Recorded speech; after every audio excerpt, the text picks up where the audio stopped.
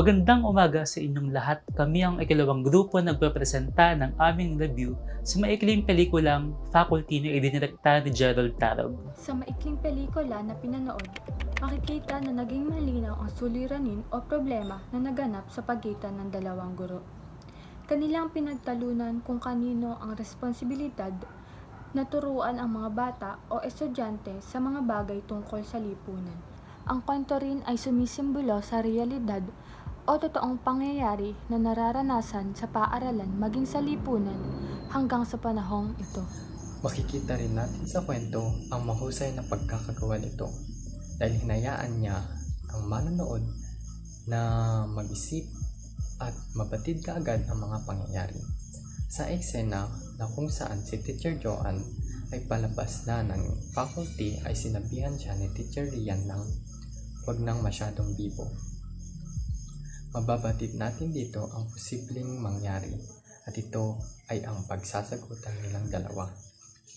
Gayon din sa pinakahuling bahagi ng pelikula, karaniwan naman ay hihingi ang isa ng paumanhin kung may hindi pagkakaunawaan sa pagitan nilang dalawa.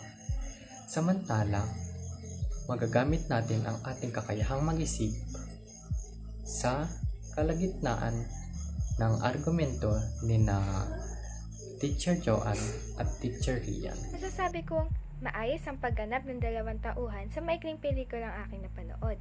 Nakikita ang emosyon sa kanilang mga mata at naramdaman ko rin ito sa pamamagitan ng kanilang pag-arte. Kay Joanne, dahil siya ay may personalidad na matapang at may pinaglalaban, mahalata sa kanya ang tono ng pananalita niya na may galit tsaka inis. Tsaka yung bawat salitang kanyang binabanggit ay may diin. Kasalungat ito dun sa kaibigan niya kasi yung kaibigan niya ay mas mahinahon at mahalata sa kanya ang pagkabigo at kalungkutan sa mga sinasabi at sa mga pinaglalaban ni Joanne na kanyang kaibigan. So, sa kabuuan ng maikling pelikula ang aking napanood, masasabi kong natural ang kanilang pag-arte at ekspresyon ng kanilang mamukha. Ito ay mahalaga sa artista at dahil dito, malaki ang naitulong nito upang maihatid ng maayos ang mensahe ng maikling pelikula. Ang aktres na gumanap bilang Rhea ay naghatid ng sapat na emosyon upang maiparating o maiparamdam sa mga manonood ang kanyang nadarama. Ang kanyang tono ay tumutumpak naman sa kanyang karakter, ngunit may mga pagkakataon na nagiging di kaaya-aya ang kanyang tono. Ang pagtuturo para kay Rhea ay isang pagiging yaya, kung saan inaalagaan at tinuturuan niya ang mga kabataan para maging mabuti at hindi gumagawa ng gulo. Mas mahalaga rin kay Rhea na maging mabuting tao ang mga kabataan kesa mamulat sa realidad at katotohanan. Ayun lang po. Maraming salamat. Sa lunan at panahon ng pelikula, ang argumento sa pagitan ng dalawang guro ay naganap sa loob ng faculty office ng kanilang paaralan at sila ay nagkaayos nung nakalabas na sila ng paaralan. Nangyari ang mga ito makatapos makapag-file ng resignation letter si Teacher Joanne. Hindi naging angkop ang pag-aaway ng dalawang guro sa loob ng faculty office kung saan naroon din ang iba pang mga guro ng paaralan. Sa cinematografiya naman, mapapansin natin na kung ikukumpara natin ang film noon sa ngayon, makikita natin malayo ang pinagkaiba. Sa framing, gumamit sila ng rule of thirds na kung saan makikita natin yung tauhan na nakapwesto sa focal point. Inobserbahan naman nila ang 180 degrees rule na kung saan iniiwasan nito ang pagkalito sa mga nanonood at may pakita pa kung saan nga ba nakatingin yung camera or saan nakapwesto. Mapapansin naman natin ang paglapit o paglayo ng camera o yung galaw nito na tinatawag namang dolly effect na kung saan bibigyan nito ng diin ang tensyon ng scene. Mapapansin din natin na hindi gumamit ng tinatawag na stabilizer. Dahil noon pa nga ito ginawa, halatang hindi pa ganoon ka-advance yung technology na makapagpapaganda sa ginawang film. Halina't panoorin at pakinggan ang video na ito.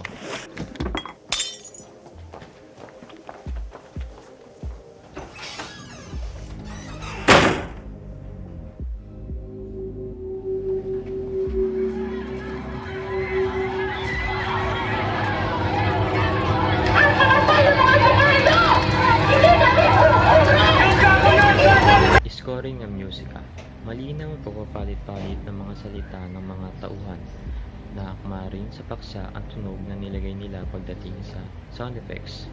Binigyan rin nila ito ng tensyon pagdating sa eksena.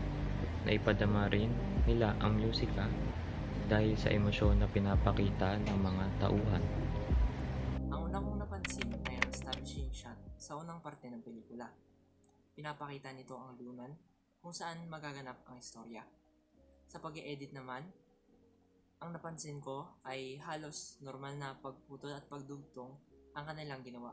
Maliban sa match cut kung saan naglalakad si Teacher Joanne sa koridor ng paaralan at bigla na lang ito naputol at napunta na siya sa labas ng eskwelahan.